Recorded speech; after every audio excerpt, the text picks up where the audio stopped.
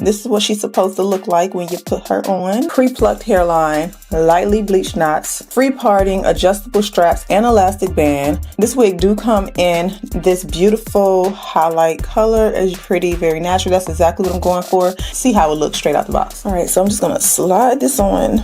I hope this wig can be really fast. And their cap's supposed to be the new fitted 3D fitted cap, so it's supposed to fit really well. It's not supposed to lay a little bit more flat. This is what it looks like straight out the box.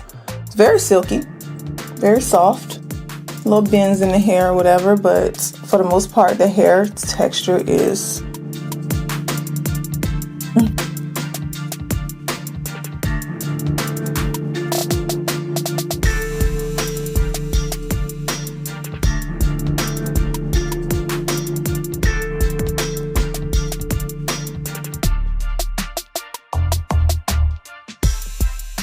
all right, so this is what the end result looked like, you guys.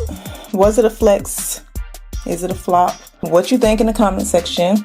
Let me talk about it. We got some things to talk about. Off the top, the color, the hair texture is phenomenal. Like, I really like the feel of the hair. Super silky, okay? But like I said, you can get this in a yaki texture. And I believe that's also with the color.